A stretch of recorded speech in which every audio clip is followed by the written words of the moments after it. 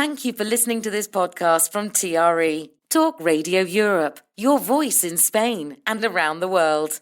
For more information, please visit TRE.radio. Discuss, challenge, inform, comment, Viewpoint on Talk Radio Europe. Giles Brown. Live comment and discussion with studio guests.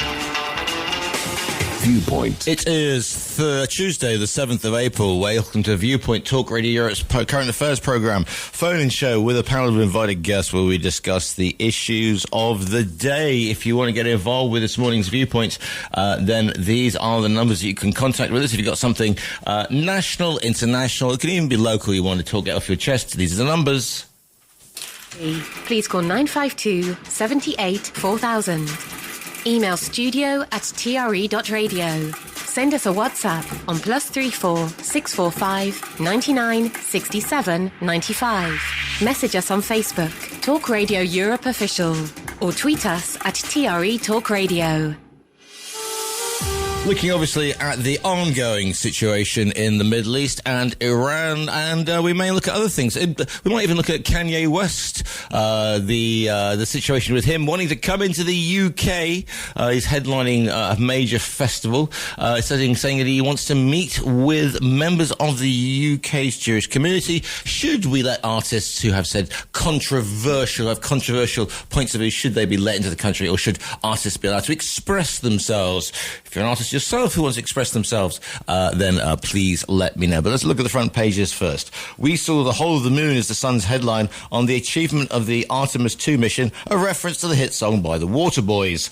The paper calls the mission a giant leap into history. Guardian describes how the 4 astronauts dimmed the lights in their capsule and positioned themselves by windows in readiness for setting the record for the furthest distance humans have travelled from Earth before hugging each other in celebration.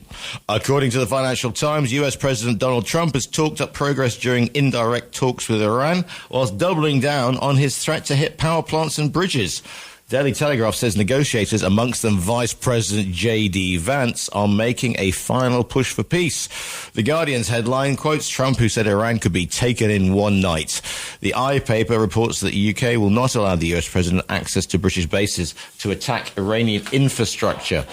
Daily Express and the Daily Mail lead on the strike by resident doctors in England, with the latter amongst several papers estimating the industrial action over the past 3 years has cost the health service more than £3 billion. The Times quotes the head of NHS England as saying they will not let the British Medical Association, the BMA, torpedo the very progress made in improving care for patients. The BMA said the government's reluctance to reach a settlement was a political choice.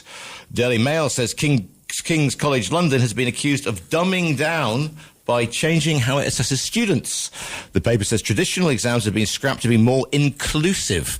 The university says that standards are as high as ever. So those headlines, top of my paper pile this morning, the Daily Express, doctors hold patients hostage with strikes. Meanwhile, the Daily Mail, £3 billion cost of doctors' strikes. The Independent consultants warn of weeks of chaos by striking doctors. The Sun, we saw the whole of the moon. The Daily Telegraph, Trump, I could wipe out Iran tonight. Financial Times, Iran threatens crushing reprisals as Trump's deadline on Hormuz looms. A photograph of the First Lady, the President, and the Easter Bunny on the front page of the Times. Trump threatens to bomb Iran into the Stone Age. Same picture on the front of The Guardian. Trump says Iran can be taken out in one night as peace talks falter. The UK will refuse Trump access to British bases for strikes on Iran's bridges. The Metro, emergencies, bike fires soar. This is a report that the bargain batteries online are causing a record number of bike-related fires. And finally, best day of my life. The first woman to win the Grand National, tells the Daily Star. It was better than her wedding. It's paired with a photograph of Rachel Blackmore and her horse after their historic win in 2021. And those are your headlines on this Tuesday, the 7th of April. To contact TRE, please call 952 78 4000. Email studio@tre.radio. Send us a WhatsApp on +34 645 99 67 95. Message us on Facebook, Talk Radio Europe Official, or tweet us at TRE Talk Radio. And I'm joined in the studio this morning to my left, Alf Brewer. Morning, Alf. Well, you're to my left. Yeah, exactly. I'm to the right of the studio. You're to the right of the studio. It makes a change. I'm exactly. to the right. How are you this morning? I am wonderful, thank you. Good, and wonderful as well. Other than, more bloody rain. Where's it all going to go? Well, 952. All the reservoirs are full, all the rivers are full. The frogs are happy. And now it's raining again, and forecast for the next couple of days. Oh, where's it all going? It's not the Brexit you voted for, was it? Well, it's certainly not Spain I voted for. And somebody who is used to rain, for he comes from the fair country himself, back after a while, Jamie Hamilton-Milan. Good morrow to you, sir. Good morning, Giles. How are you? I'm very well. How are you doing? Not too bad. Not too bad. Deaf. But apart from that, I'm all good. Just in case anybody, because you have a chauffeur-driven service to this station, because it's so important. So as I came past in the luxury vehicle to pick you up this morning, and you went, I've got an ear infection and I've gone deaf in both ears. Yeah, I'm struggling to hear what you're saying through the actual headphones. Have you turned it up to 11? Exactly. These go to 11. Did these go to 11? 952 78 4000. Right then, front and centre of the past 5 or 6 weeks is the situation in Iran. Now, we had this incredible F-bomb being dropped the other day by Trump in his Truth Social post, saying you effing, gitty for your bass or whatever, as Billy Connolly would say. So, and here we are again. We've got another deadline. On one hand, he's saying, I've got people to talk to. On the other hand, he's saying, I'm going to bomb Iran back to the Stone Age. We had also the rescue of this US pilot who'd been shot down by ground defense systems that apparently a week out had been wiped out, and that's being spun as a victory. And we never leave a man behind. Panel, who wants to kick off on this one? I'm never sure with anything Trump says anyway. So he just says things for the sake. And he also called them all stupid bees. Yeah. And you go, This isn't... I've been on this programme so many times, and you go, the only way you resolve most conflicts, in fact, the only way you resolve every conflict, is through diplomacy. And they go, oh, he's used this language. I go, he wouldn't understand diplomacy if he was run over with a steamroller and had it printed on him. He just wouldn't understand it. So why do they keep putting him front and centre? Now, all the rest of what he says, with his wind and bluster and vim and whatever, when he says, I don't believe it, and I don't suppose many people in the world believe it, I'll take out Iran's infrastructure in 4 hours overnight, and you go, don't be so daft. But there must be somebody in that organisation that is telling him that they're capable of doing that. And it's funny because they did all that stuff about boots on the ground and all that. And the first thing they've done, having decided that they really don't want to put boots on the ground and then ship 20-odd thousand American troops and 5,000 extra special troops in, and they go, so are they putting troops? Are they? No, what they do instead of all that is they sack the geezer who's in charge of them. I just don't understand what's going on with all of it, to be honest. I just don't understand the advisors. Jamie, what's your take on? Because we haven't had you on for a while. So, we've got an hour and 4 quarters. So, what is three quarters even? What is okay? What's my take on the Iran war? Yeah. Well, I think that I don't know how to start this. Well, assuming that we are in a genuine war, we are. Certainly the mainstream media will be full of propaganda, misinformation. I don't think we can really get a clear picture of what's actually happening. I know a few people who are in Dubai, for instance, and The sources that I kind of follow, which is obviously not mainstream because I just think in general it's nonsense and or lies. They're saying, I've seen reports that it's been heavily targeted, but they say that it's okay. There's not that much damage being done, and people are kind of going about their business and whatnot. So I don't know. It's very difficult to really sort of pinpoint exactly what's happening. Donald, as far as I'm concerned, is just a paid showman who is there to enrage and distract from, the guys who are really in power. And assuming that they are genuinely trying to take out Iran, you would assume that's on the behest of the kind of far right Zionist forces within Israel, because, I assume there are some decent people on the ground there as well, who don't approve of all these absurd, vile war crimes that Israel have undertaken over the last few years. But, obviously with regard to Iran, the bottom line is that if there is there already has been a massive shock to oil supplies, fertilizer, which will have a knock-on effect across the world in terms of shortages. So, it's not good one way or the other, and there was absolutely no reason to attack, or at least I don't see a reason to attack, other than at the behest of a extremely aggressive Benjamin Netanyahu, who is debatably alive or not. I don't really know, but the reality of the matter is that we are in dire straits, or the Straits of Hormuz certainly are in dire straits, and that is. I've got to get a dire straits reference in at one point or another. But the reality of the matter is that we're facing some pretty horrendous times ahead, I think, and that every country, or many countries, are talking about sort of energy lockdowns due to shortages and whatnot. So I think I don't really know what the motive is. I could give you a very conspiratorial point of view, but the reality of the matter is that one way or another we're all going to get hit by this badly, and worse. It's worse than that, isn't it? Because what we're seeing now is the immediacy. So oil, gas, immediate.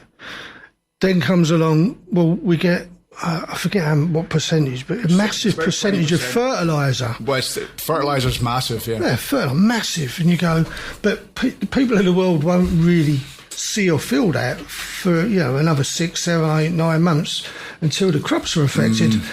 Also, what's happening that very rarely mentioned is that we get something like 25% of the chemicals that go towards medicines through that straits.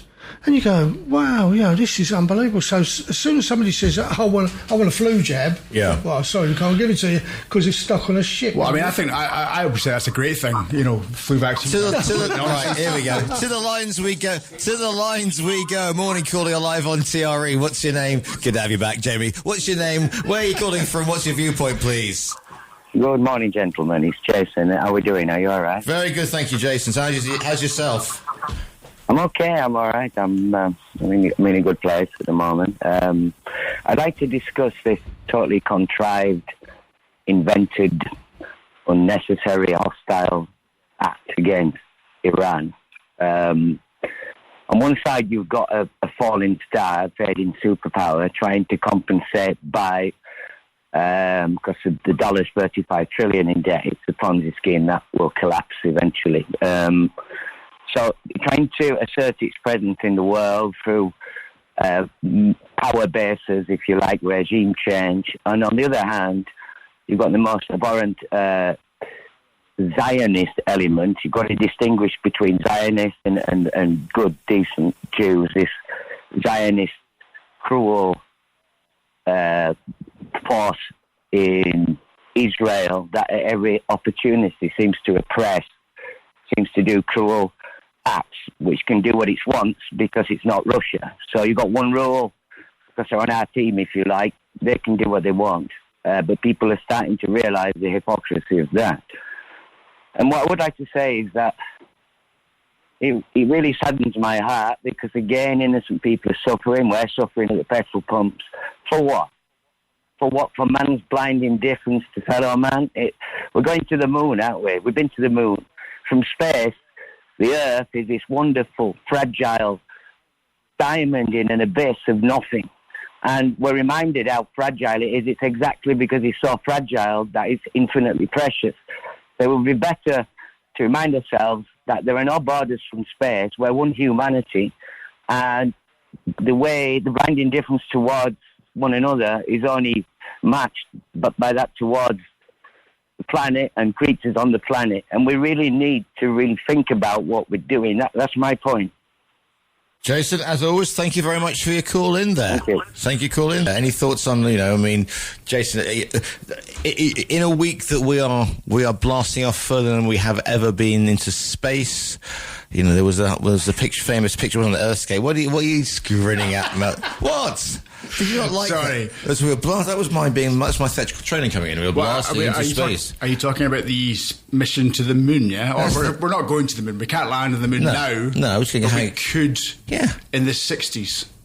Yes, indeed, with less computing power than you've got on your iPhone. I know, it's amazing, and they couldn't go back apparently because they got rid of all the technology. So are we going down we didn't land on the moon? Well, I'm just saying, surely the technology has increased slightly since the 60s. So you would, just if you were to sort of hypothetically think about the possibility that they did actually land on the moon, surely they would have better technology now. Elon Musk hasn't said it's okay to use. It's not even Elon Musk, is it? It's more than him. There's 3 companies, 4 companies. I'm saying you need permission from Elon Musk to land on the moon. And Musk is a great guy to be fair, because he's not full of shit. But you can't land on the moon if you haven't got a lunar landing module. You got a permit. End of story. Can't park there, mate. If you haven't put together, it's not technology. If you haven't physically put together all the pieces and tested them, which is what they're doing now, which is what Musk is doing, which is what the others are doing. If you haven't got a lunar landing model, you can't land on the moon. Secondly, they're not talking about just. So you're suggesting they were lying in the first place? No, you've got to get one. The difference is, I don't believe all that conspiracy theory rubbish. No, I don't. Someone landed on the moon. Stanley Kubrick admitted that he did film. I don't care what Stanley Kubrick or anybody else. You have your view, and I've got mine. And I'm saying I don't believe in all the conspiracy theory. I don't believe in any. None. What conspiracy theories? You don't believe in any conspiracy theories? That's what they are. They're conspiracy theories. They're not real. Theory means... Well, no, but theory they always tend to come true, though. Theory means not... but then it's not a conspiracy theory. It's like advance warning, Alf. OK, if the advance warning. But the difference as well is they're not trying to land on the moon. That's irrelevant. They're going once past. They're trying to have a sustained landing on the moon where people could stay there for a period of time. If you've been listening to what's going on, water. Like a moon base. If they can find, well, whatever it's called, whatever you want to call it, they had moon base on the telly 40 Space 1999. Can I just go to, I just want to go to the calls, okay, before you two go completely. Morning, caller, you're live on TRE. What's your name? Where are you calling from? What's your viewpoint, please? Good morning, Giles. It's Peter. Morning, Peter. Morning. I wasn't going to bother if you had your racists on there, as you normally do, but... Very much for my esteemed guest, but yeah, go off we go. Well, the thing is everybody comes on to give an opinion, which they're well entitled to, and then say they don't know what's going on. So if you don't know what's going on, why would you have an opinion? I don't know how to fix a car, so I don't have any opinions on it. But my point is... it's quite simple to read if you've been... See, the thing is with me, people say, oh, one of your guests again... know-it-all, full of shit, all this business, right? Because when you put everything together, it looks so easy. When I raised my daughter, I told her, life's like a jigsaw puzzle. People are going to hand you pieces all the time. Some people see the picture early, some see it late, some never see it. They never get there, right? But the picture is in the world at the moment. And before I say this, hopefully you won't cut me off for a break, but before I say this, no one is saying, and I'd just like to say it now, Godspeed to all those men and women, those military personnel who are going out there and putting their lives on the line for us. Regardless of the price of fuel, I'm prepared to pay a price. Now, they just pulled off the most amazing rescue mission that is being knocked by all and sundry. It was leaked into the media, who then, and Trump said he's going to jail that person. Better than that, you put him against the wall and shoot him, because that's treason, right? That is treason. Now, what's going on in the world is quite simple. And as I've been saying for so long, World War III, right? Now, for years, you've had people coming on here talking about BRICS nation and they're going to destroy the dollar and the petrodollar and America, terrorists and all that. You have to have someone, and I'll speak from experience, standing on the door.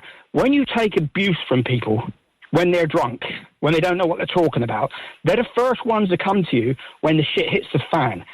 And this problem is, the shit is hitting the fan and nobody's standing up to it.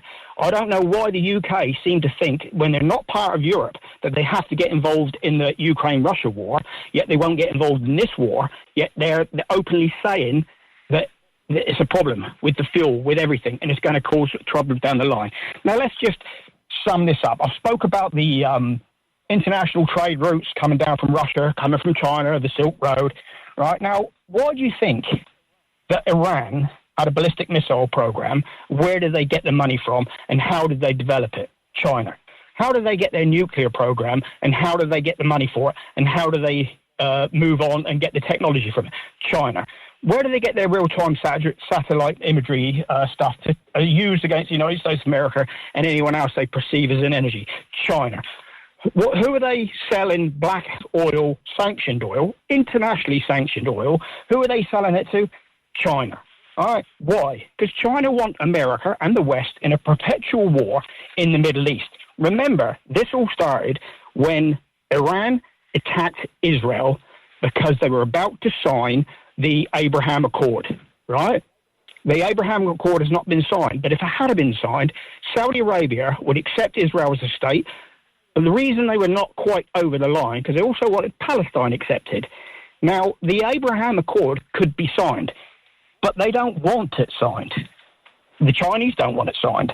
Now, all they want to do is keep America in this perpetual war, to waste money, to waste time, to waste energy. All right. Now, the thing is, this continued influence to expand. China want to expand all the time. The purpose of the BRICS, and it's their purpose, not me saying this, they want to replace the dollar, the petrodollar, with the yuan. Yep. Right? They ship fentanyl into the South American countries to destroy Americans. And if anyone's following American politics at the moment, with the Supreme Court justices ruling on the birthrights of American citizens, the reason Trump keeps saying on about it is he's saying these Chinese billionaires who are taking people into the UK, into America, to have them born in America, to then they become American citizens, although they will be controlled by the CCP. It's not even rocket science. It's so easy to see. Everything they do is lopsided. They have the lopsided trade agreements. That's why Trump went after them on trade, because China had so many lopsided agreements. Now, in Latin America, they have ties with, guess who? Colombia, Venezuela, Cuba, Panama. Guess who Trump's going over after? Colombia, Venezuela, Cuba, Panama. All right? They back Iran to weaken the USA. It's a proxy war. No different as what's happening in Europe with Ukraine and Russia. And the reason Europe are not getting involved, because most of European leaders, not European people, not the Iranian people, not the leaders, most of the European leaders are communists. Right. Most of the people that go after the Americans from within America are communists. And the reason the CCP got into power is because they used millions and millions of Chinese peasants on a promise that they would divide the land and give them back the land, murdered millions and millions of landowners. Then, once the peasants were in and the CCP were in, they took control of all the land in China. It's not hard to see. We are in World War III. China can keep us at the throats of each other, keep that Middle East going. There's your threat to Taiwan. They would never have done it when America was shipped and ready to go. Right. So they would need to keep this going. So why is it so hard to see that? And I will end this again. Godspeed to all those people out there, and hopefully they all come home safe. And I'm sick to death of people trying to... One plane, 10,000 flights going out there. F-15 goes down. Yep. And suddenly, wow, it's terrible. That poor man, 48 hours, fixing his own wounds, getting to a high mountain. They sent in all those 100 special forces, 155 planes. They had 7 operations going on at the same time. CIA trying to make the Iranians think that he was already captured. That was phenomenal. So let's talk about the good and not the bad. And I will swallow €2 a gallon of fuel or litre of fuel for this to end, so there's Hormuz to be open, to sign the Abraham Accords and bring peace to the world. Because the only way you can get in peace is not through negotiation, Alf. Sometimes you have to murder your enemy. Thank you. That's what you have to do. Thanks, okay? Thanks for the call in there, Thank Peter. 952784000. Morning caller, you're live on TRE. What's your name? Where are you calling from? What's your viewpoint, please? Hi, good morning. My name is Richard, and I'm calling from Porto Banús. Morning, Richard. Good morning. How are you guys doing? All right, thank you. How's yourself, my friend? All good, all good. I'm just driving at the moment. I just heard this gentleman, Peter, call, saying that people, who don't know what's going on shouldn't call and shouldn't have a point of view. That maybe he should actually add his name to the list. Just a couple of points that I picked up on. One of them was this apparently miraculous rescue operation done by the Americans. Well, if you actually have a look at everything that was being used, the Delta Force, the Rangers, the 130s, the helicopters, etc., that isn't a rescue operation. It was more than that. What the Americans wanted to do, and that's why they landed near Isfahan, was to use that place as a base to go and try and get the radioactive material. That was the main issue behind the operation. The rescue mission was a secondary thing. You don't spend around, I think the CIA have counted it about $400 million for this rescue operation. The second point that also Peter, I think, is well, maybe he's never been to the Middle East, I don't know. But Iran has some of the top technology universities in the world, like Sharif University, etc., that always appear in the top 10 technical universities in the world. So for him to say that all the technology comes from China is a little bit naive. So maybe Peter should be a little bit more guarded on what he's actually saying. Okay? Richard, that's all I wanted to say. Thank you for your call and be careful out there driving. 952784000 is the phone number. Take a quick break and then back with more Viewpoint. Viewpoint with Giles Brown. Always live, always lively. If you want to get your viewpoint across, these are the numbers. To contact TRE, please call 952 78 4000. Email studio@tre.radio. Send us a WhatsApp on +34 645 99 67 95. Message us on Facebook, Talk Radio Europe Official, or tweet us at TRE Talk Radio. Got a poll running, by the way, on the Facebook page, Talk Radio Europe Official, asking would the bombing of Iran's infrastructure. Now, I meant to say constitute, but unfortunately autocorrected, and I can't change it because it's within. I don't know. I can't understand. Constitute a war crime because he's saying it says construction a war crime, but it should be constitute. Because obviously if you're going to bomb somewhere back into the Stone Age, etc., going after desalination plants and bridges, 100% of you think it will. So, there's no sort of no grey area there at the moment. The grey area is the dust on the floor. The dust, yes, that's well. To be honest, I listen. I enjoy listening to what Peter says. It doesn't mean to say I have to agree with him, and I very rarely agree with him. And what you just said is, sometimes, Alf, you mentioned me in name, sometimes, Alf, you can't negotiate your way out, you have to kill your enemy. And I go, so where? That work at the Transport and General Workers Union meetings, over beer and sandwiches, and perhaps... If you want to meet a bunch of communists, go to T&G. I was part of their union, so I used to meet these guys. And they're genuine. Proper. But the difference is... To tell me all these places where people have gone in and attempted to kill the enemy and walked away, and it's all gone quiet and all stopped, and it didn't happen in Vietnam, never happened in Congo, have been kicked off again, and Nigeria, wherever you are in the world, there is no such thing as... And I've said this ever since we've been to... And I really appreciate when Gil comes on, because Gil, if you remember, his first words when I first heard him was, the only way to stop all this stuff in the Middle East is to kill them all. And you go, but they're never going to stop it. These people, these religious fanatics, they will pop up everywhere. They will keep on going. So there's no point in saying, let's kill them. If you don't understand about democracy and diplomacy and negotiating your way through, nobody has ever said you have to negotiate peace. What you negotiate is a peaceful arrangement in the hope that it doesn't kick off again in the future. So you don't negotiate. Nobody can negotiate peace, because the next nutcase that comes along with a gun in his hand and shoots somebody, that's gone out of the window. And I think, Richard, I will defend what Peter said on one of the issues and about the technology. And Richard, I think you misheard what Richard said. Sorry, what Peter said. I'm getting all the Peters and Richards mixed up. Yeah. And Peter was talking about the technology from China. Nobody was saying it doesn't come. It comes from all around the world, doesn't it, the technology? It's not just associated with just China. But what Peter was inferring, as I understood it, is that the finances for it. So you can have the best university in the world in Iran for technical stuff, but if they haven't got the finances to run it, it doesn't exist. You know, in the UK, we have one of the finest space universities. One of the in the world. Right. Never mind about NASA and all the rest of it. One of the finest space universities in the world is in England, actually. And I'll tell you what else they've got in England. They have a space control centre. I've visited it. I've been in the space control centre.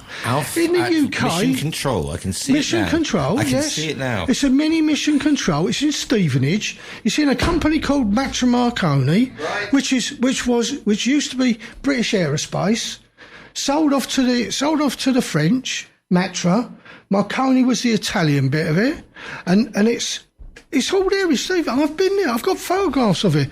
The first of the Mars landing things that didn't work was built in Stevenage. Here you go. There you Right, go. so And you think Kubrick's going a bit too far? The Blue Streak rocket was developed in Bristol. The firing rocket for all of the British early days satellite stuff, long before anybody else got involved, and they used to launch it from Australia. And it was the Blue Streak rocket, built in Bristol. The nose cones, I know I keep saying Stevenage, the nose cones, special nose cones, are made in Stevenage. Is that because they're looking for intelligent life there? Is that one of the reasons? There was an engineering company called King's. It was the biggest engineering company in the UK. Right. And they just did about everything. But British Aerospace are there. Or the European, what should we call it? Space Agency. How did we go into Stevenage? Because no, it's called. Stop everybody saying. Right, we're talking about Iraq. Because Peter said all the technology comes from China. He didn't. He said all the money to pay for the technology comes from China. Right. They fund it.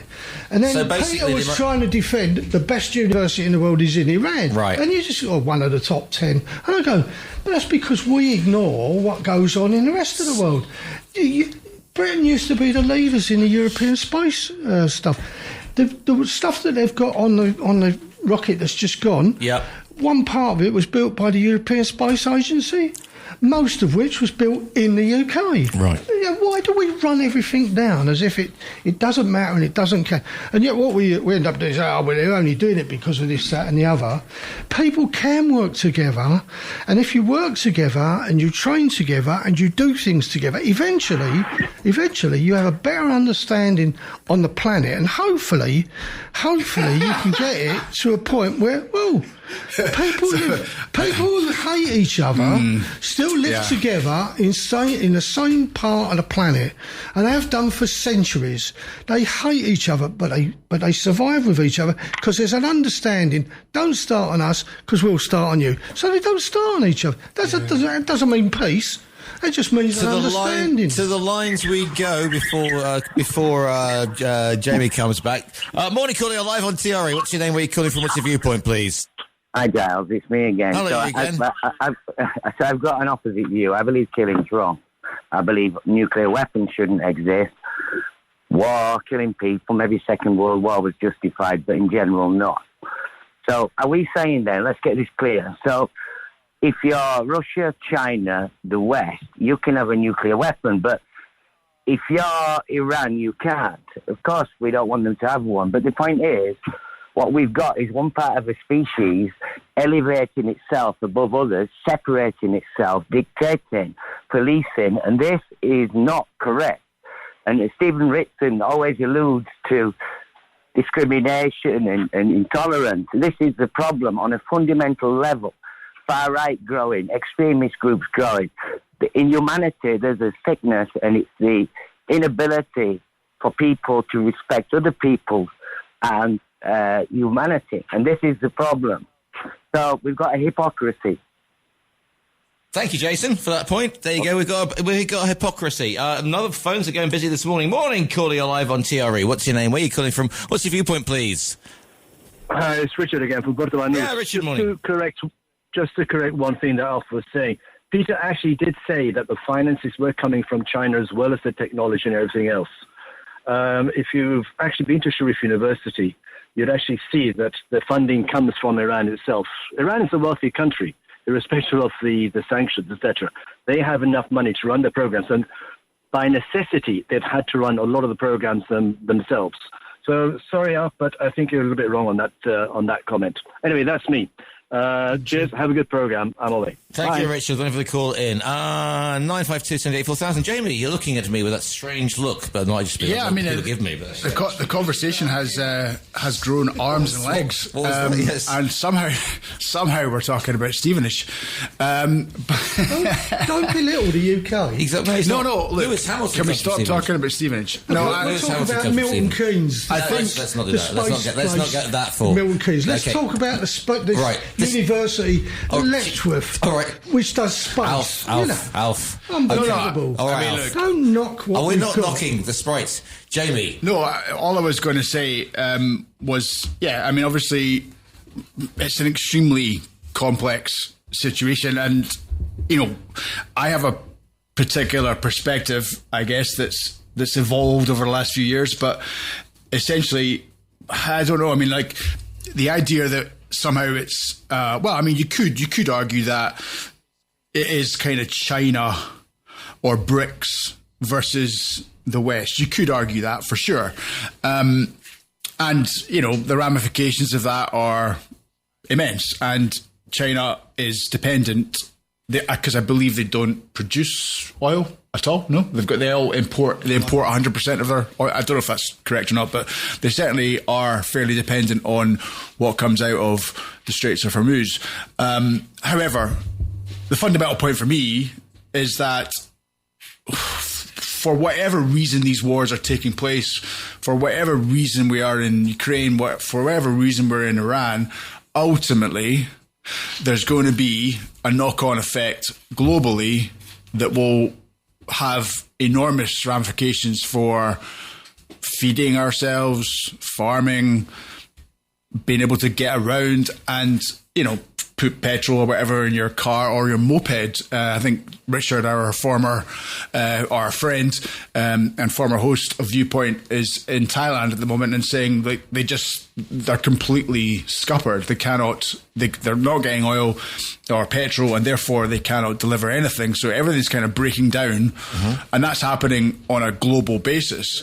And ultimately, I could give you some reasoning for this, but it would be hard to explain in a short space of time, and I would, to many others, seem extremely insane. However, the bottom line is that the knock-on effect is going to be energy lockdowns, and energy lockdowns will lead to impoverishment, and that will lead to stress, and that will lead to people fighting over resources, people fighting over food and whatnot. And I personally think that in a sense it's engineered. There was no need, in my opinion, to go in and start bombing Iran. And the reasoning behind it, the excuses that are made for it are, again, to me, theatre. Ultimately, the plan is to degrade the global economy to the point where we are impoverished, and then enforce other restrictions on the general population. And that, to me, is more control from the powers that be, and that would be digital ID. But do you think there is a plan, or do you not think this is off the cuff, and it's gone? You know, he thought, right, well, let's go. And, you know, I've done Venezuela.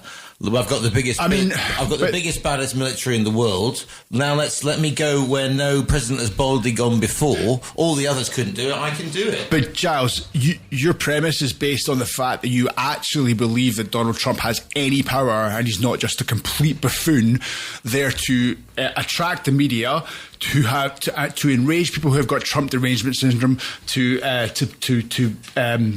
please the guys who are still MAGA, but I don't think anybody is MAGA anymore. I think the entire American populace now realizes this guy is basically not, or if he is doing something, it's got nothing to do with them. Like the working class American is getting absolutely screwed left, right, and centre, and yet he's invading here, invading there, invading there. The idea that Trump is in control is like insanity to me. Like, the guy is an idiot. Like Biden was. At least Obama was like presidential and seemed like an intelligent man. But we know. I mean, here's the other thing, and this is what people are not actually discussing, and what we should be discussing, in my opinion, is that for some reason or another, they dumped a bunch of Epstein files on our desks. They didn't have to do it, but they did. And if you go through any of those documents, just a fraction of those documents, what you find out is that there was conspiracies regarding vaccines, regarding pandemics. There was child rape, child sacrifice, child trafficking, disgusting shit. Sorry to use that word. Disgusting stuff was going on, and these files have been dumped and presented in front of us, and yet no one is going to jail. Howard Lutnick is still in power. Ehud Barak is still wandering around. Various individuals who are named in these documents are not even being investigated. No charges, no nothing.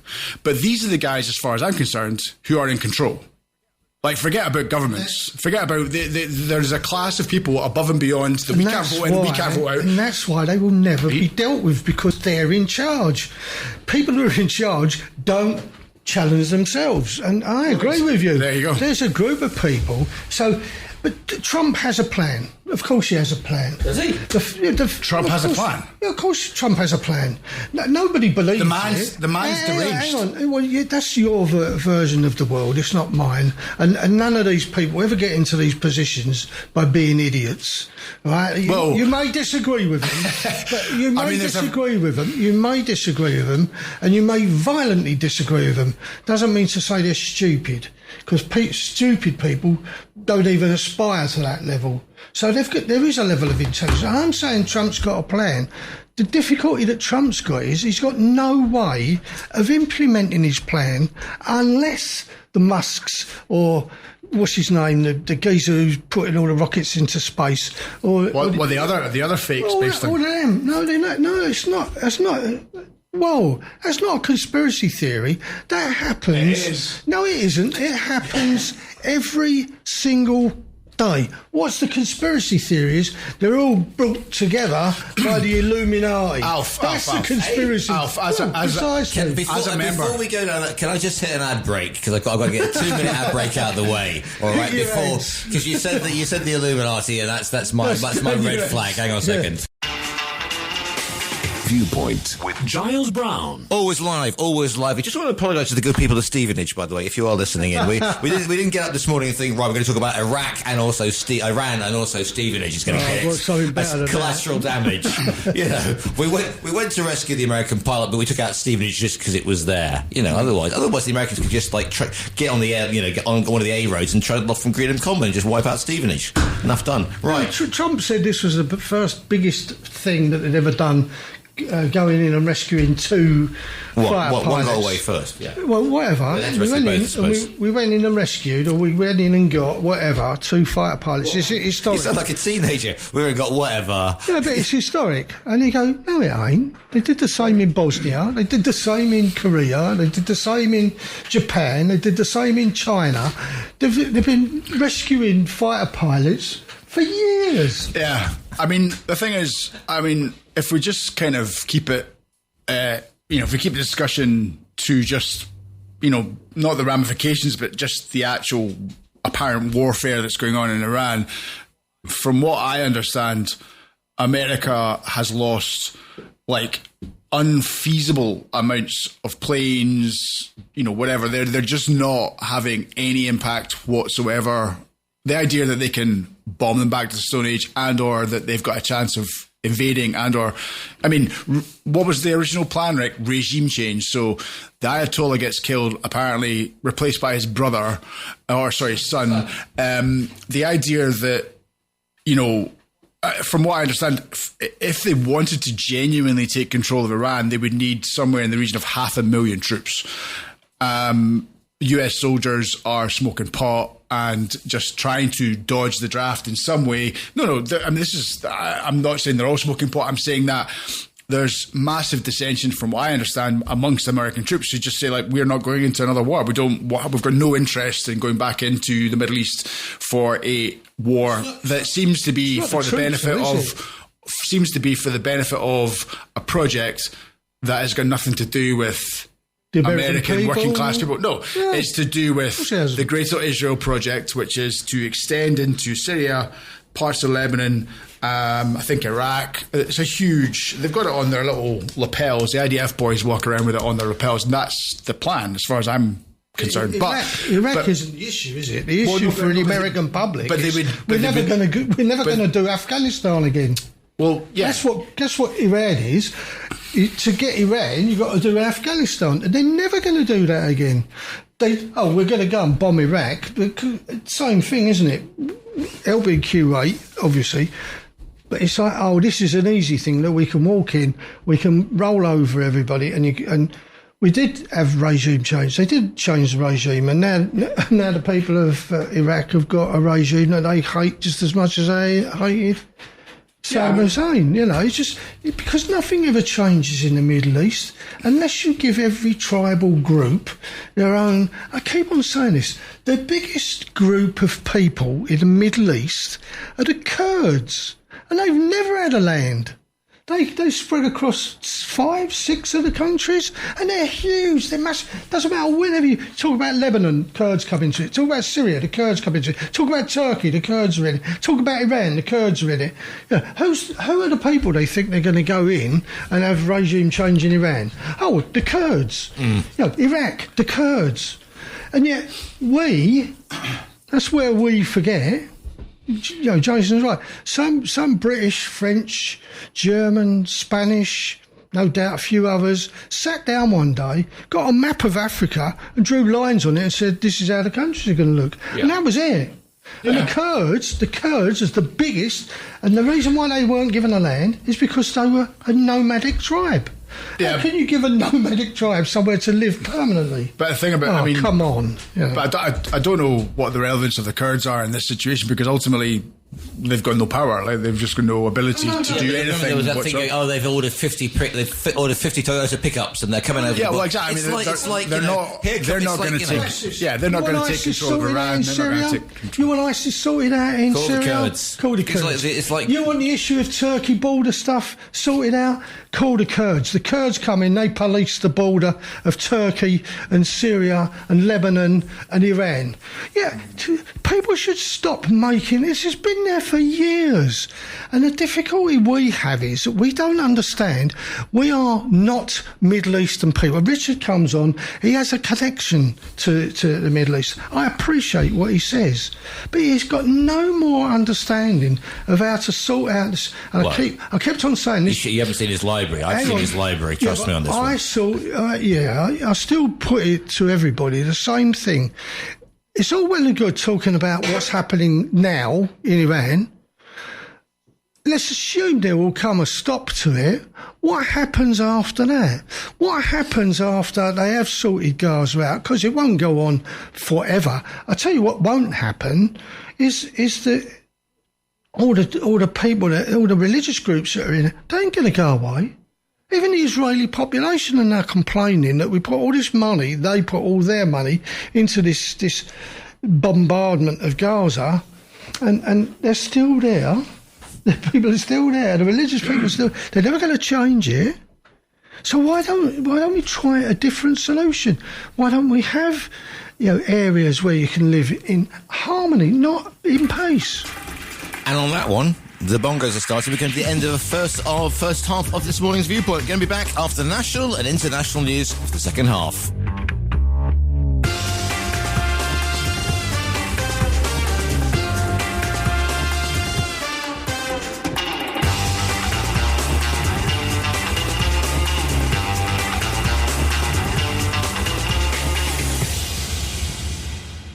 Talk Radio Europe. Your voice in Spain. Discuss, challenge, inform, comment, Viewpoint on Talk Radio Europe. Giles Brown. Live comment and discussion with studio guests. Viewpoint. Always live, always lively. Welcome back to the second half of this morning's Viewpoint. If you want to get your viewpoint across, these are the numbers. To contact TRE, please call 952 78 4000. Email studio@tre.radio. Send us a WhatsApp on +34 645 99 67 95. Message us on Facebook, Talk Radio Europe Official, or tweet us at TRE Talk Radio. Got a poll running on the Facebook page, which is Talk Radio Europe Official. Live with Viewpoint. To get your viewpoint across, do you think that would the bombing of Iran's infrastructure constitute a war crime, as Trump has been threatening? 76% of you think it will. 24% of you think it doesn't constitute a war crime. WhatsApps. Morning peeps. With the IDF giving its warning about train stations, etc., I'd like to ask, what right do they do this? Find this and listen to it from Does Israel Has a Right to Exist by Medhi debunks this argument. Thank you. Andy in Fuengirola. Your caller who said the UK is not part of Europe needs to look at a map of Europe. Meanwhile, Sam, apparently in the 60s it took 3 days to get to the moon. Now it's taking 5 days. Okay. Meanwhile, good morning. Well, I don't know. Maybe it's fuel. Maybe they're using diesel. I'm not sure. Good morning, Giles. This is Claudia from Nerka. Trump is the worst person on the earth right now. A puppet from Netanyahu and Putin, and the biggest liar in history. If he attacks Iran, he'll be prosecuted. But I bet he chickens out TACO, which is what they TACO. Trump. Again, chickens out. I still have hope that good wins over evil. That's Claudia from Nerka. Define good and evil. Define good and evil. You can talk about that one. If you've met Claudia, hang on, you two. You don't need it's to like, be. It's like good omens in here sometimes with you two. Meanwhile, greetings. Alf sounds like the voice on my WhatsApp. Has he been moonlighting? No. I don't even understand. I don't listen to what. I don't. All right, fair enough. We know there will be major economic impact on all of us already taking place due to this conflict. Yes, the USA has spent billions in sending people back to the moon on cheese. I'm not saying that we've got some. Yeah, I know. Well, I'm not saying that we've got the Moomins. The Moomins, yeah. Those are the clangers. The clangers would do. Didn't they pop out of the moon? Yeah, all right. This is the soup dragon. We're over here. Also, come on. Cookie says we're heading towards Mad Max, coming to you soon. Fuel wars, etc. And finally, morning, Giles. The main Eurasian universities are targeted in Iran is the high standard of education in Iran, where literacy is 98%. Sharif University, in particular, is where the only female mathematician in the world was awarded by the Fields Award in Maths after twice receiving her Olympiads Award in Iran. Her name is Miriam Mizakani, I think that's correct, and she was from Iran. Iran is not a regime. Only the West use this term. The narrative that Iranian women are poor creatures that need saving doesn't fit with seeing them at Olympics in karate, archery, judo, etc. If we repeat the West's lie, then it's okay to bomb a country to the Stone Age. Truth hurts. Iranians graduated from Iranian universities, work in NASA, and many are famous inventors. Mariam was only one among them. US and Israel have a complex. They should get over it. Iran will always remain united. And finally on this one, thanks for that email, and finally on this one, No, we are good on this one. I think we are. This is something different about shoplifting and whatever. We'll come on to this one. Panel, over to you. Anything on those? On what you've seen there, seen or heard there? In terms of what Iran being, in terms of what the actual country's like. Yeah, well, exactly. I mean, in terms of this whole thing about Iran being back to the Stone Age, and we got it all wrong. We've got it all wrong on Iran. We're getting Iran on the wrong. Not we are, but the West are. Sometimes Jason comes on again, another sensible person, but he talks. Or he did talk about why is it that Iran can't have a nuclear weapon, and it's called because it's the Israelis who feel constantly and permanently under threat from Iran anyway. And if you give them a nuclear weapon, they're doubtful that you can control them to stop using it. And, there's other countries in the world, lots of other countries that have got nuclear weapons, and especially countries who we never agreed with them having nuclear weapons, but they couldn't stop them or didn't stop them or didn't want to stop them. Or India has got nuclear weapons. Pakistan has got nuclear weapons. And Pakistan have got nuclear weapons because they felt threatened by India having nuclear weapons. But the UK let India have the nuclear weapons because they used India for technological assistance in all their nuclear testing stuff. So there's loads of France, haven't they got nuclear weapons? I don't think Australia have, but they have got a nuclear arsenal somewhere there that they used for some reason. And you just go, when are we all going to grow up and say, right, so is it wrong that India and Pakistan have got nuclear weapons? Yeah, of course it's wrong. It's wrong that the UK have got them as well. If you can't control them, there's this disbelief that UK will never use their nuclear weapons, so they're safe to have them because they'll never use them. Yeah. Well, if they're never going to use them, why have they got them? Yeah, I mean, I don't know. I've got, as you would expect, a pretty controversial opinion on nuclear weapons. However, above and beyond whether nuclear weapons actually exist, I think the reasoning behind any attack on Iran, if I'm to remain within the realms of normal discussion, that's never been a problem here on Viewpoint before. Which is tough for me to stay in those boundaries.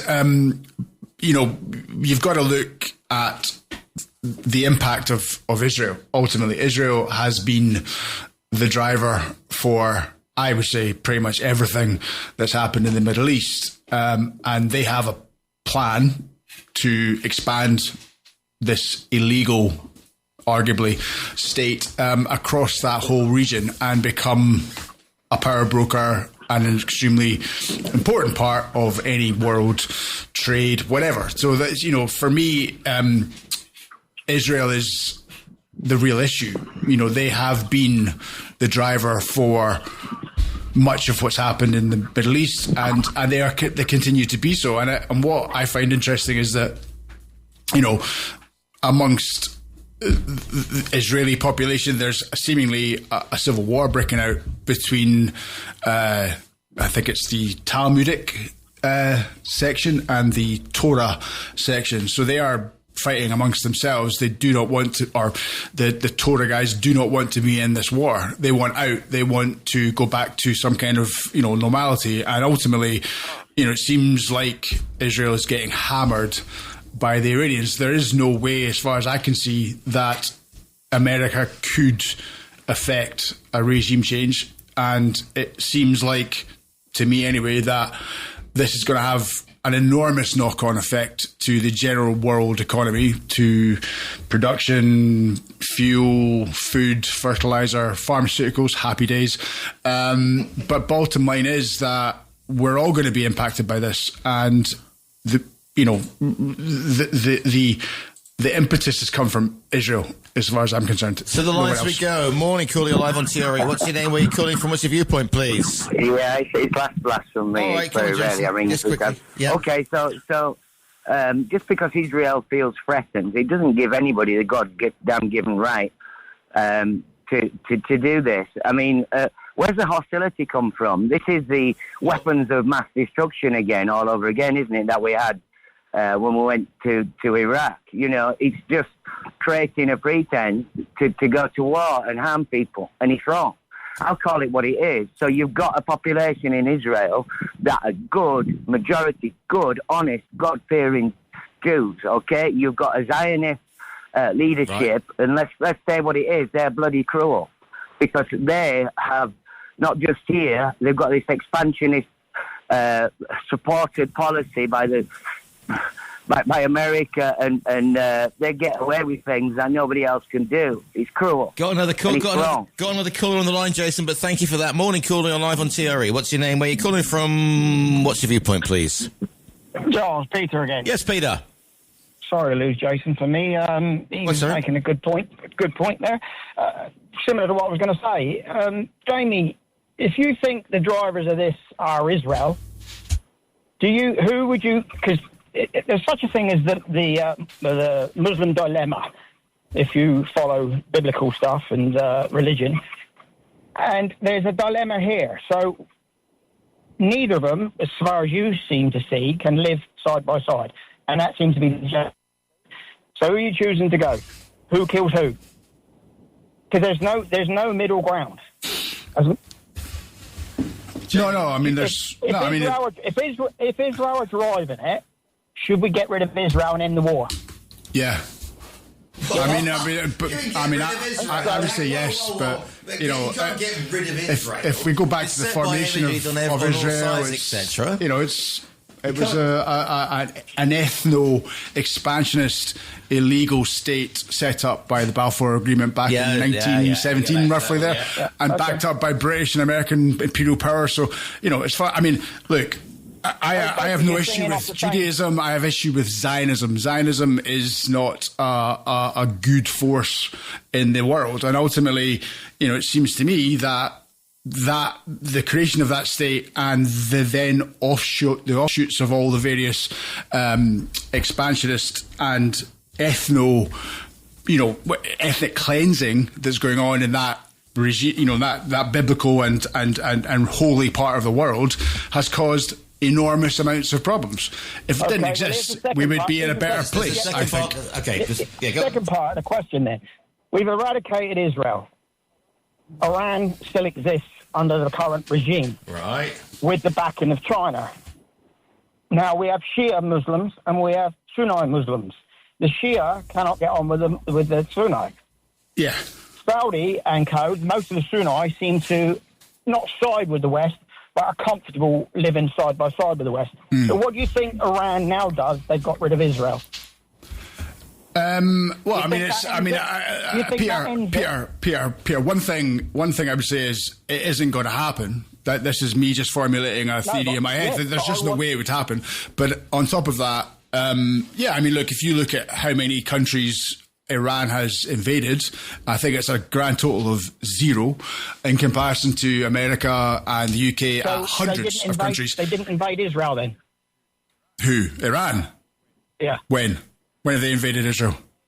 By using the Palestinians as a proxy. For sure, but... And they're bombing them. Oh, Hezbollah. Oh, right, okay. Yeah, well, if we're going to go talk about proxies, let's talk about Al-Qaeda, let's talk about ISIS, let's talk about all the other proxies that have been used by the states. Jamie, I phoned in.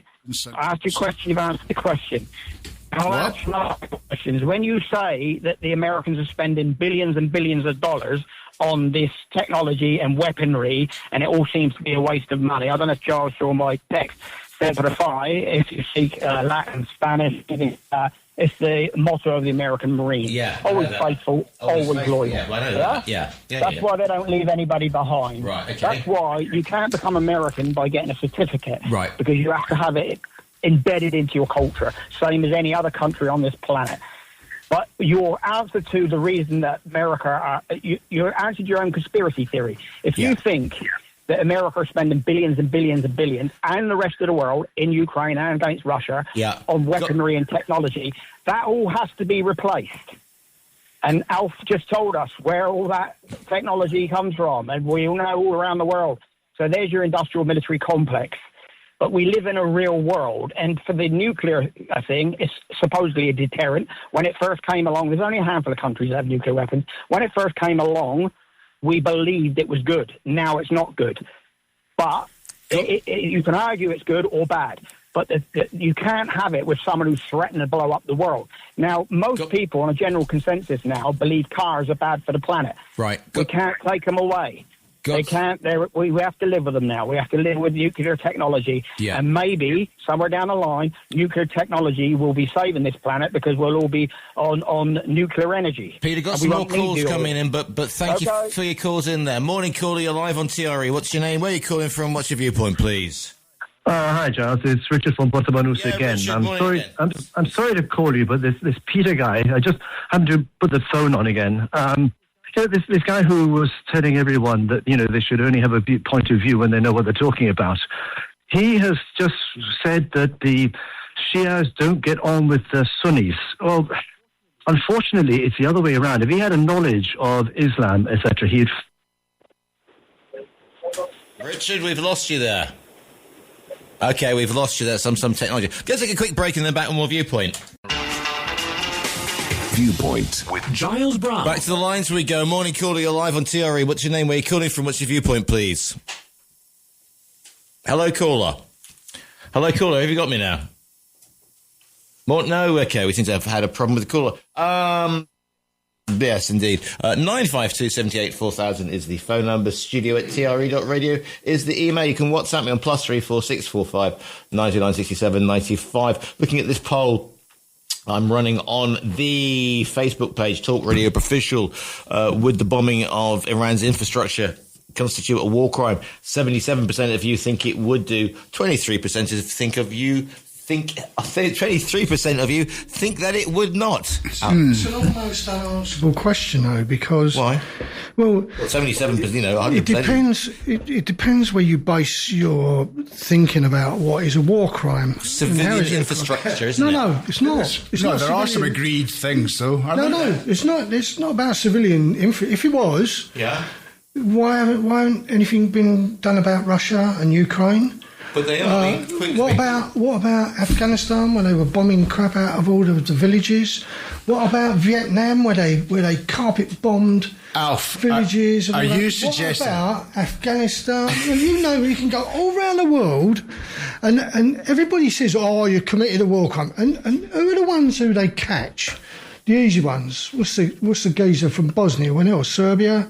And he was, that's Slobodan Milosevic, yeah, because he was easy to deal with. Are you suggesting somehow that those who are in power commit war crimes and then do not prosecute themselves off? Of course they don't. Is that what you're trying to suggest? To the lines we go. Morning, caller, you're live on TRE. Hang on, live on TRE. What's your name? Where are you calling from? What's your viewpoint, please?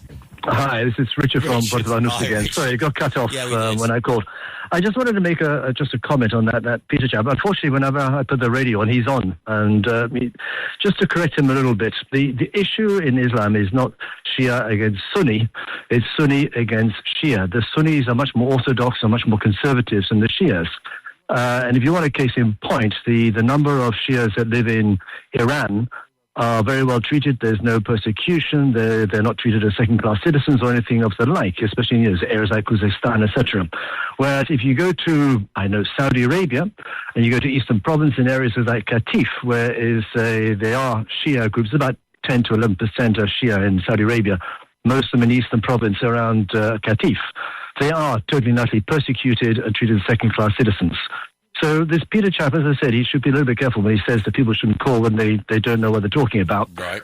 He should maybe sort of listen to his own advice every now and then. But anyway, I'm off again. All right, have a good programme. Thank you, Richard. Nice to have you with us there. But I think the comment where Peter was coming from is called, which is what I said earlier.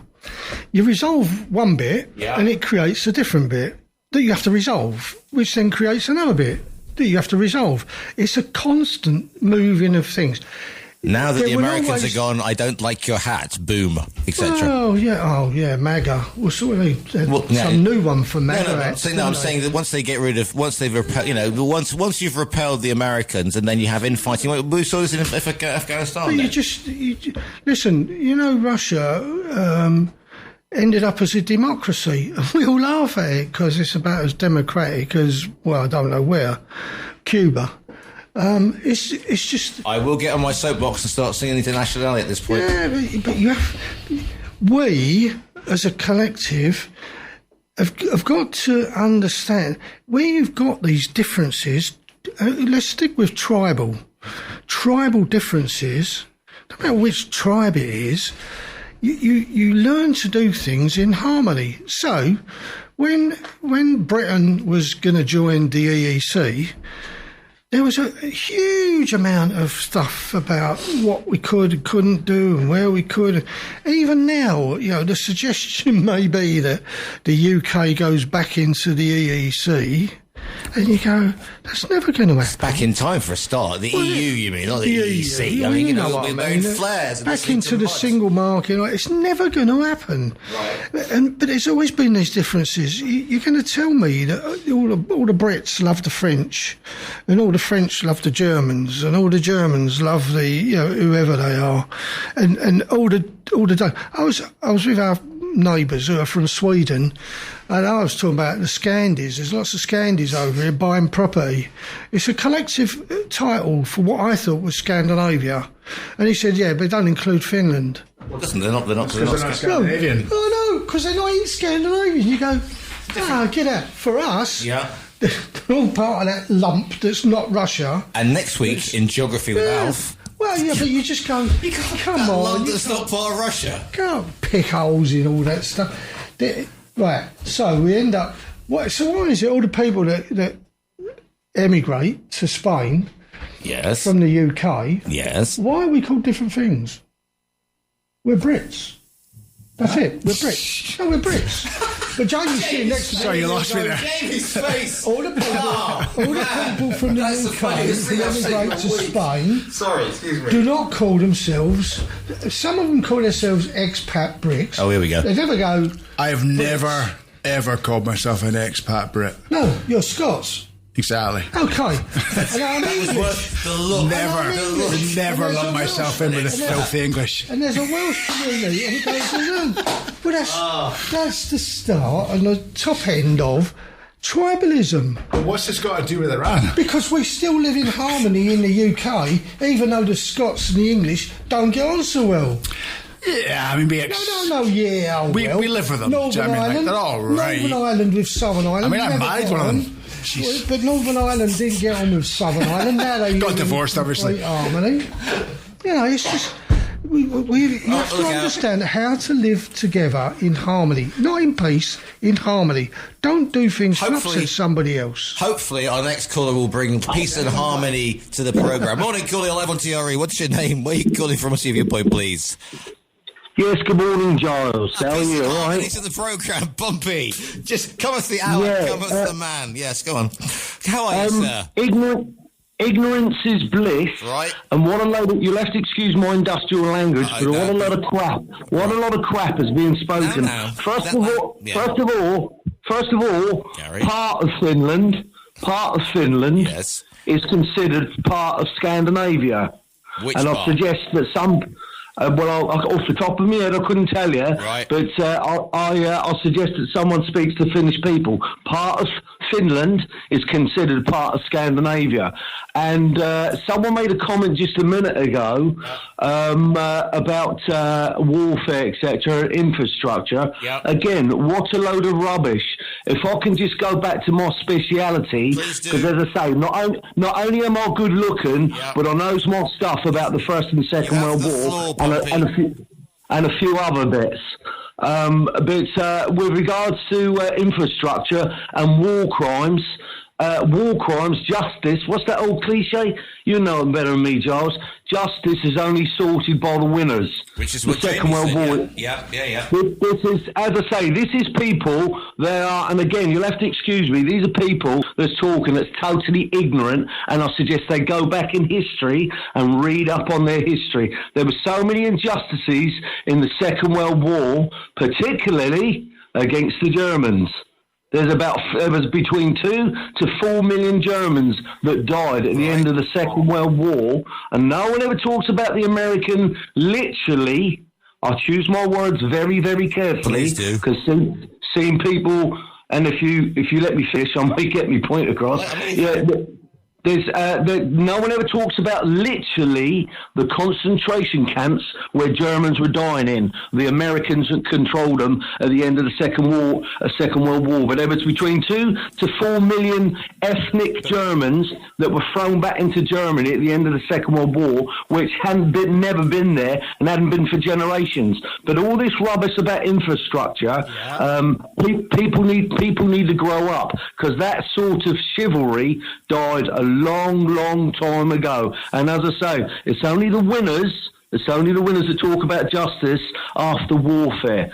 So, I know my history a lot better than some other people that's been talking on this show today. Thank you very much for your call in there, Gary. Good to hear from you as always. 952 78 4000 is the phone number. studio@tre.radio is the email. Let's go to some more of the WhatsApps coming in there today. Some more WhatsApps coming in.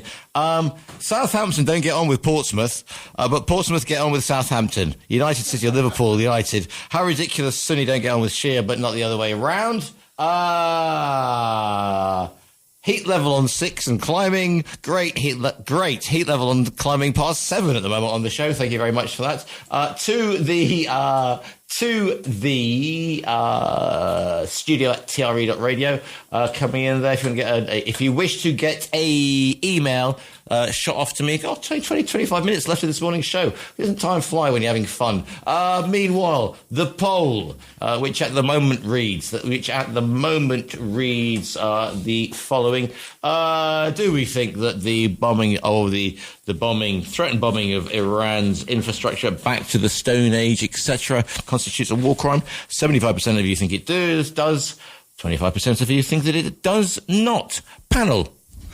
There were no rules in the Second World War that compares with the rules that exist today. So you didn't have people who were prosecuted for war crimes. The Germans were prosecuted for war crimes because they were the losers. Gary's absolutely right. The winners decided to do something about the losers, and that's what they did. I don't know, and Gary obviously does lots of this stuff. I didn't know there were any concentration camps that the Germans were put in, where they were abused by the Americans. Well, they were just left to die in a massive cage. Okay. Well, I didn't know that. Okay, so Gary, fine. But there were no rules of engagement that said you could commit a war crime. Not to go down the World War II rabbit hole, but I think in every single historical event, we are totally lied to on a fundamental basis. So the narrative that I understand about World War II is, I think, dramatically different from the actual reality of what happened. But in any case, that is a bit of a rabbit hole, and it will get dangerous. Let's not get down that particular one. That's going out of one rabbit hole and going plummeting down even further. Not only do the winners decide. I don't know, but the Austrian guy was. But not only do the winners decide. He should have got that painting medal. What? Go on. Not only do the winners decide who's going to be prosecuted, the winners also write the history.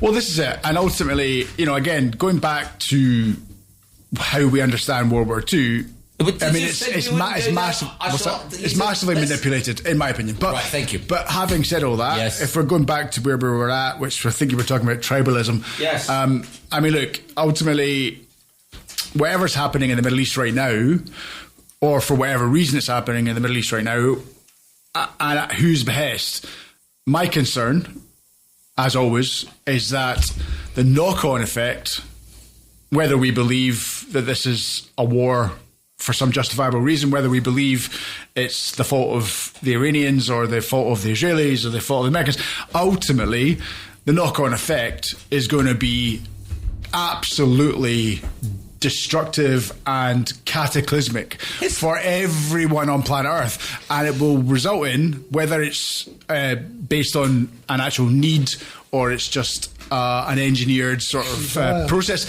we will be locked down. We will be subject to shortages. We will have problems, and that will then lead to them creating, problem, action, solution, or the Hegelian dialect. Here's the thing, and I'll let you get this because I'll be like, so, because even if they go, okay, if both sides go, okay, peace and love, let's have a hug, let's all go back and sorry about that, didn't really mean to, call you all a bunch of thieving whatevers. This is not going to resolve it. In terms of the knock-on effect to normal people, and I use that term very advisedly in this studio, because myself inverted commas normal. Very haggardly with a public health warning. It's good. This is not a situation where this finishes tomorrow, oil prices go back to thing, communication, supply networks kick into action. This is going to, and we can all go about the people being rescued and the whole thing, but this is going to have as big an effect on the population as that thing of which we no longer speak happened 6 years ago, we could get out of our houses did. Yes or no? Or you mean the scam-demic? That's the one you're going to say about. So, no, I mean, look, I'm with you, Giles. My fundamental point is that, I can't possibly judge the veracity of reports coming out of Iran. I can't judge it. It's impossible, basically.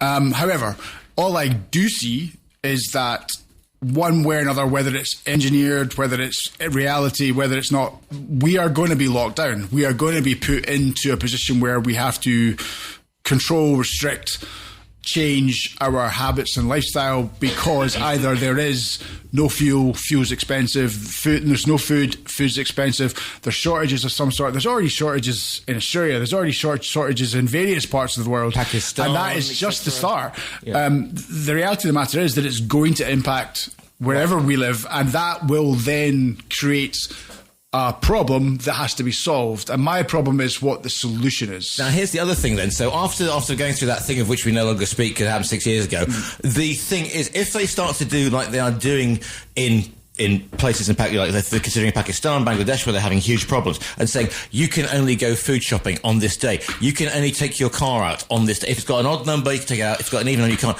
Will the population, having been through the pandemic, will we go, yeah, we'll do that? Or do you think this could really destabilise people? Go, you know what, we were here before. Have you visited Athens? You what? Have you ever visited Athens? Yes, many times. Right, so Athens suffered with all the pollution. But yeah. So what the Greek government decided to do is that odd numbers on the car licence went on one day and even. So what did the Greeks do? They had two sets of number plates. Yeah, but what I'm saying is that they made the pollution even worse. So the population will always find ways around. Yeah, I mean, whatever you put on them. I think your point being, would people accept it? Exactly. Would they not go? You know what? No. I mean, look. Wait a second. Can I just say?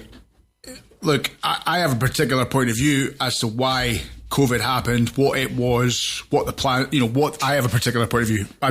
You guys, I think it will turn out to be true, but having said all that, it's very difficult to argue the case. But the bottom line is, in my opinion, I would say 70% of the population are still kind of on board with, our governments are correct. They're trying to help us. There is a reasoning behind it where we should go to war. We should have national solidarity, all that sort of stuff. And we should do things for each other. 70% of the population kind of still think that way. I think 30% of the population have completely woken up to the fact that, our governments do not have our best interests at heart most of the time, whether it's left, right, red, blue, whatever, it's all the same.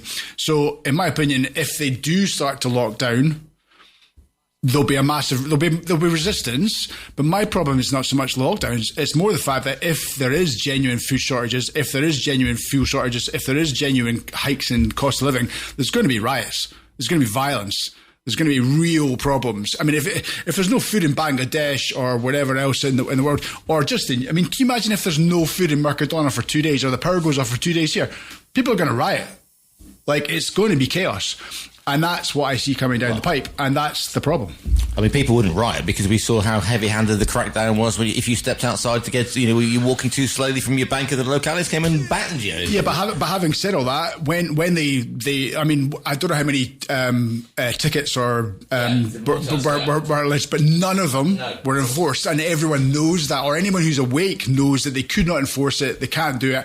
There's not enough of them to enforce it.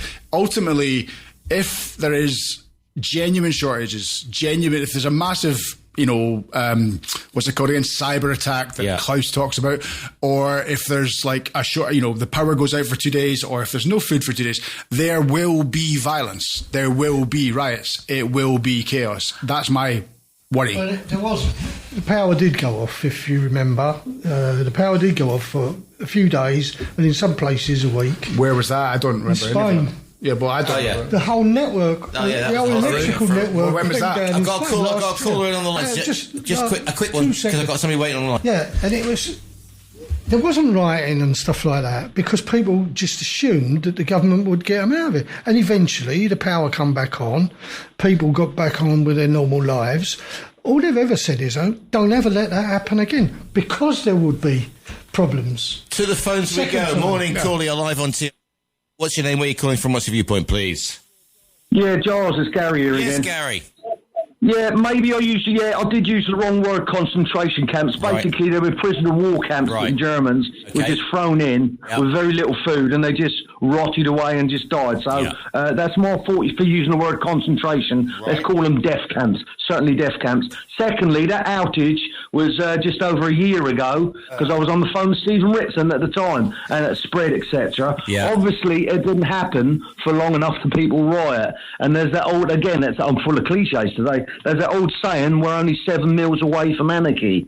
And thirdly, this is an absolute curveball. I've only just tuned in for the last 20 minutes. Right. But do you think you would have all this angst in the world if women were in power, away from the male ego? Have you been on the special ready break this morning? I have actually. I'm laid up with a bad back at the moment, and I'm on meds. Right, okay. So yeah, if that's not a curveball, it's not an invitation for all you ladies out there, or the female part Gary, of the gender. I'm offended by that. All you ladies, you sound like a bad Barry White impersonator. Thank you very much for the call in there. Come on, women! All right, calm down there. My family agree with what Barry said. Remember, I have a wife, 3 daughters, and they all say the world would be a better place if it was run by women. Okay, and on that bombshell, I'm going to go to another break, and then we're going to go back to another break, and then back for the final. We will be the final 12 minutes of this morning's Viewpoint. Viewpoint on Talk Radio Europe with Giles Brown. 952 78 4000 into the last 12 minutes of this morning's Viewpoint. 952 78 4000 is the phone number. Asking, would the bombing of Iran's infrastructure constitute a war crime? 75% of you think it would. And strangely enough, 25% if you think it would not. To the WhatsApps we go. Remember, we're talking about the heat level in the studio on level 6 and climbing, not literally, but the arguments or the discussion. Now the heat level is past 7. Remember, the higher you climb, the better the view. So there you go. Meanwhile... And the harder you fall. And the harder you fall. There you go. Is that a reference to marijuana? I wish to say... No, anyway, I'm plain ignorance about this one. Meanwhile... did you know that? Yes, okay. I don't want to get into a Second World War argument at the moment. Anyway, so great show as always. Thank you very much. Of course, Pompey Gary is right. Okay, I'll guess it's Second World War. Why not? The great show as. Great show as always. As of course, Pompey Gary is right. Britain and the US of A committed thousands of war crimes, deliberately bombing millions of Germans, and Hiroshima was a war crime. And what Blair did in Iraq was a war crime. Second point. Who are you guess kidding? Of course, you're all expats. Yeah. Paul from People's Republic of Manilva. Fair enough. Disgraceful remarks from your Scottish panellist. That'll be you then. He obviously knows very little history. Zionism, not evil. It was an expression of longing to return to the land of Israel. A longing of 2,000 years by dispersed people persecuted wherever they went. He should go back to medicine. Maybe he knows more about that. When I sort of got out of one rabbit hole, I've gone down another. Meanwhile... female leaders, Merkel, Thatcher, Meloni, right? As women should rule the world. Lovely women like Margaret Thatcher buggers that story up, quote unquote. What else? I bet Ukraine regrets giving its nuclear weapons to Russia in 1994, says somebody. Do you know that some German arms factories weren't bombed by US bombers as US companies had shares in them? So, there you are. So, those are some of the comments in. 75% of you think that bombing bridges is a war crime. 25% of you think they don't. I'm just looking through whatever else comes through. No, and that at the moment is where we are in terms of the bits and pieces coming into the studio. If you want to get involved, it's something local, national or international, here are the numbers. To contact TRE, please call 952 78 4000. Email studio@tre.radio. Send us a WhatsApp on +34 645 99 67 95. Message us on Facebook, Talk Radio Europe Official, or tweet us at TRE Talk Radio. Following me is going to be Stephen Ritson, as always. Alf! So I've got this is nothing to do with what we've been talking about all day. It's just something... Is it about Stevenage? Is it about Stevenage? No, it's about Hemel Hempstead. Possibly. No, it's about Spain, actually. Okay. And it's these people that love sticking flyers. They walk around the streets and they stick flyers everywhere. It can be local, national or international, so it's local. So yesterday I'm sitting on my terrace and some guy walks up the road and he sticks... these flyers, and he's sticking them in the gate. So rather than putting them in the mailbox, he's sticking them in the gate. So they're all... This is an estate where about half the properties are empty because they're... Yeah? So this is the flyer. This is the flyer. Who is checking your property when you're away? And he stick this in the gate, and I go, well, you certainly ain't going to come near my house. You stick a flag on the gate, so everybody who doesn't live there now has one of these sticking out their gate, and unless one of the kindly neighbours pulls it out. So the burglars now know and Malaga have just issued a warning to all its residents, and most of the administrators are warning everybody. Yeah. There's a bunch of people going around and they mark your house. Well, that's been there for years. They've been marks. There've been marks like that. The little ones about they've got a dog. So instead of doing they've got a Scots person living there. So instead of doing that, they're now delivering a flyer from Miguel Home Care, which says other home cares are available when you're away. And I just thought, how can you... I sent them a thing and said, do you realise what you're doing? And they sent me an email back saying, if you tell us where your property is, we'll come round and explain to you how we can look after your property. Did I ever... Right, sorry about that. You have to be very careful whose front gates you try and get through, right? Oh, because absolutely. In 1985, this is going to date me.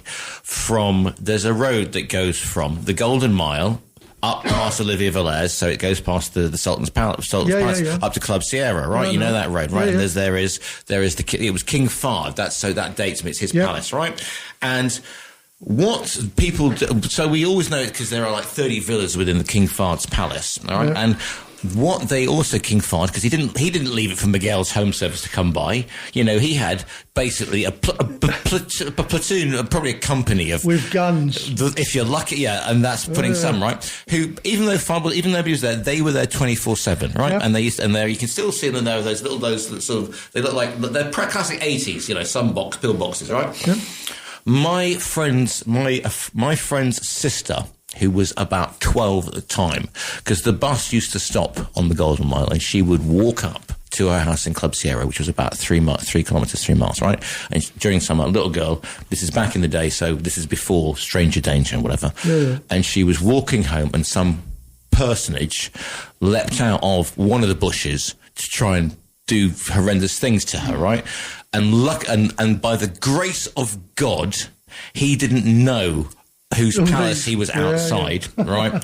And imagine the situation if you're one of those guards of Fahrd's thing. They've got so much CCTV that you've been sitting there with nothing to do for months, and then they all see this happen. And apparently, out wasn't the word for it. They came out like rescue a downed whatever pilot. And, it was a case of he was literally carried into the palace. I don't know if he was ever seen again, but that was one of those situations. The newspapers, you walk past with a bundle of newspapers in your arm, because I did this. Yeah, but that's a true story, by the way. And you walk past with this bundle of newspapers, and all of a sudden, this person appears in front of you with a semi-automatic, half on the cock, and you go, I'm only delivering the papers to because what's his name, the La Sala on the beach. All right. Yep. By the sea. But we couldn't. Yeah, but we couldn't park near it, so I had to walk. Oh, yeah. And I walked past their place, and it's like, wow, I'm never doing that again. Tell you. Talk about having a new pair of trousers. Yeah. Go back to your story, though. I would say, no justice for paedophiles. Okay. Do you know what I mean? I'm happy. That seems like a good story to me. I mean, if you're going to go and try and do something to a 12-year-old girl, then you should be beaten remorse. No, I thought that they should be actually flayed and hanging outside the building. Like that. If it was, why not? Just hang them. No, flay them first. Any child, boy or girl, don't touch them. Right. Yeah. Don't go near them. If you think they're lost or whatever, go and get a policeman. Don't pretend that you're trying to help them, I tell you, because you get in some. I remember my 3 daughters are teachers, and the stories that you hear from the schools, and you go, wow, why did they let them do that? You know, just 95278. Incredible. Put them all away with no legs and arms. Right then. Okay. Just so we're going to go into the last 4.5 minutes. If you want to get something over to us, it can be local, national, international. It can be a story of your run-ins with private security firms. These are the numbers. To contact TRE, please call 952 78 4000. Email studio@tre.radio. Send us a WhatsApp on +34 645 99 67 95. Message us on Facebook, Talk Radio Europe Official, or tweet us at TRE Talk Radio. Okay, 4 minutes to go in this morning's Viewpoint. 4 minutes to go in this morning's Viewpoint. Here's a quick question for you, because people are going to be frothing about. There's supposed to be a visit by the King to the King Charles. Yes. To the. Not supposed to be. There is a visit, a state visit to the US. Yes. Should he, listeners and also panel, should he be going to? Yeah, why not?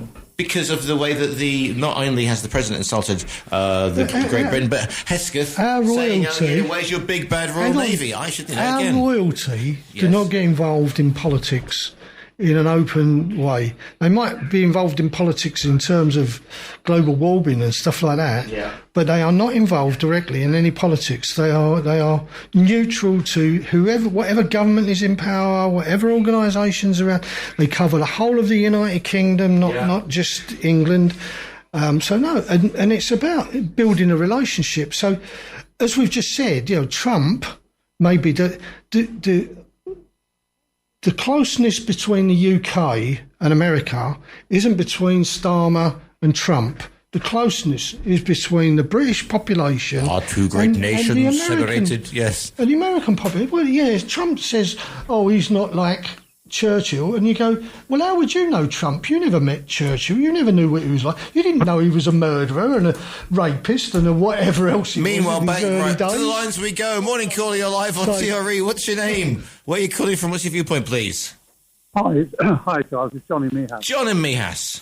Just a very quick final point for Al. Stop spreading the myth about people marking properties to break into. When I joined the police 65 years ago, that was a myth then. It's continued ever since. It's not true. Most break-ins are opportunists. They walk past, as you say, see things poking out of the letterbox, in England, milk on the doorstep, and they take their chance and ring the bell. No reply, they break in. It wasn't me. The Malaga province have just issued to all communities and via all the administrators, and our administrator sent us a message out to say, be careful, be aware, this is what's happening in the area. So it's not me spreading a myth, this is the police and the authorities advising you this could happen. Whether it does or not, John, is irrelevant. People should still be aware of what they do. Sticking a bit of paper in a gate and walking away and leaving it is like a flag. Oh, nobody's been in that property. And the opportunist is the opportunist who walks up that road every other day and notices the leaflet. Just as bad. John, thank you for your call in, but thank you. As always, good to hear from you, my friend. And there he was gone, as my Welsh grandmother would say, and there he was gone. Right, por fin, almost at the end of the show. Good grief. So the poll, would the bombing of Iran's infrastructure constitute a war crime? 78% of you think it would. 22% of you think that it would not. Obviously, if you were to bomb Stevenage, that would be you'd probably get mentioned in the Christmas honours list. But there you go. I'll get my own back on you. I'm sure you will. Peter comes in finally. Peter's got got the final word today, saying, where was the King's Easter message this year? I saw the one he did during Ramadan. So, yeah, right. So, thank you for that one, Peter. Almost out of time. It has been once again a pleasure and a privilege to bring you this morning's Viewpoint. Great stuff indeed, as always. And thank you for all your comments in listeners. And of course, my thanks, as always, to the great Alf Brewer, always. And I know everybody says, oh, it gets heated and all that. But to be honest, Jamie and I have had a good chuckle through all of this. And we've tried to join you in Giles, but no, I'm not sure you get most of our jokes. I don't get most of your jokes anyway. I'd just like to apologise to the good people of Stevenage. It's nothing to do with us. It's not TRE's official policy. Jamie, thank you so much. I know you couldn't hear a bleeding thing, but you were absolutely stalwart. Thank you very much, Giles. It's been a good laugh. This show will be repeated at 6 o'clock. Stephen Ritson is up next. Have a great rest of your Tuesday. I'll see you tomorrow.